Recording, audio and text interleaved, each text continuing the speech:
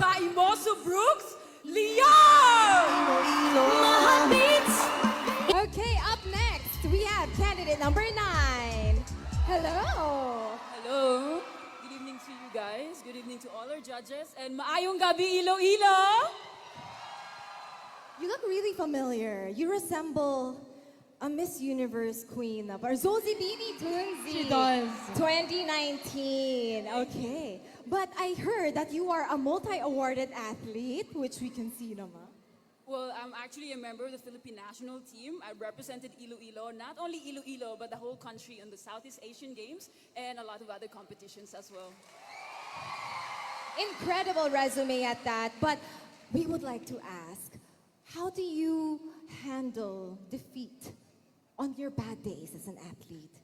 Well, you know, we need to understand that there are days that we win and there are days that we lost. But only in the times that we lost that we learn the most important lessons in our life. I had this one time that I competed for Southeast Asian Games, and I've been preparing for this competition my whole life. 2 days before the competition, I popped my hamstring and I wasn't able to compete.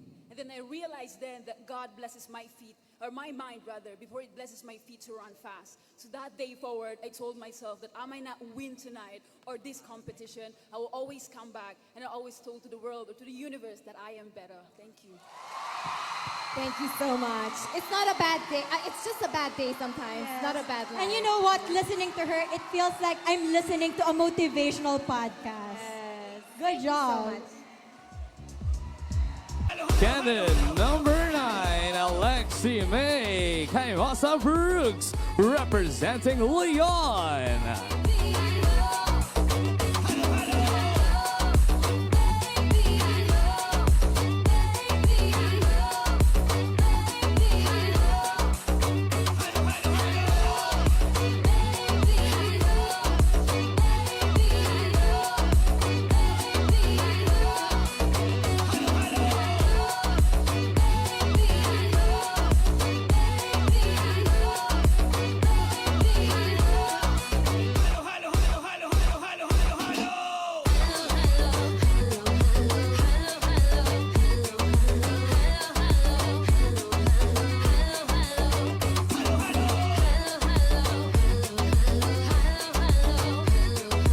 Candidate number 9, Alexie Mae Caimoso Brooks, wearing Malik Hilano.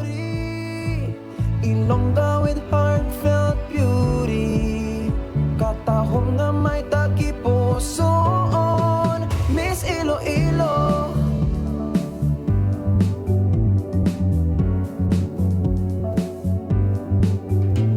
Ilongga iki ay ang imo pagkariskada, guwapa pabugal ang inyong mga istorya.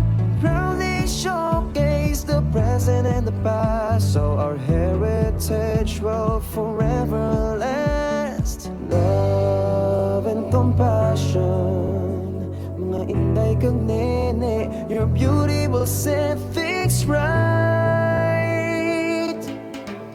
Miss Iloilo, Miss Iloilo, Miss Iloilo, Miss Iloilo. I can hear you, candidate number 9.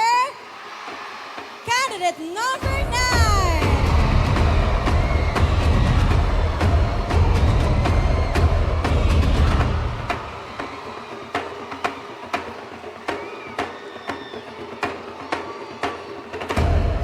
you have it, ladies and gentlemen. Give it up for your top 7 finalists. And the last but not the Finally. least, we have candidate number 9. Hello, Alexie. Hello everyone, good evening. Na-memorize ko na talaga pangalan mo dahil Hakot Awards ka tonight. Thank you. So this is your final question, okay? I will repeat it once to make sure that you heard it clearly. Okay. As an Ilongga with heartfelt beauty, what message would you send to the Ilonggas from the past? Once again, as an Ilongga with heartfelt beauty, what message would you send to the Ilonggas from the past? Thank you so much for this question.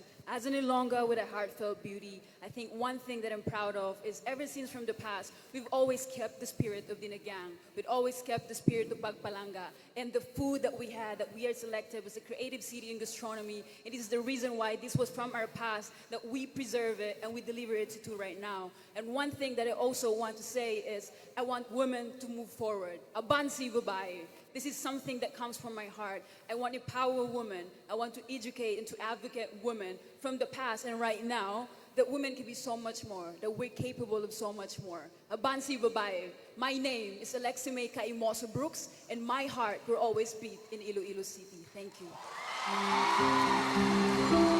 Thank you so much.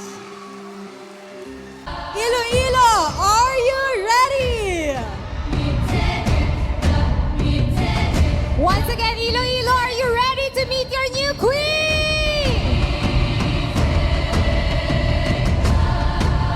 Let's start with the heartfelt queen. Your heartfelt queen is candidate number. She is candidate number 4. Which means Miss Iloilo 2024 is candidate number 9, Alexie Mae Brooks. Once again, ladies and gentlemen, please welcome your Miss Iloilo 2024.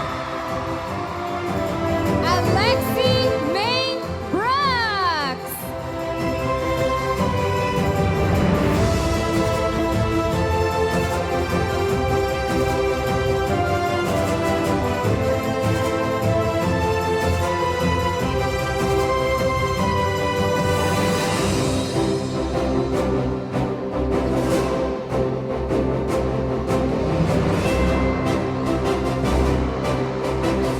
Our Miss Iloilo 2023, Rain sa Ulog.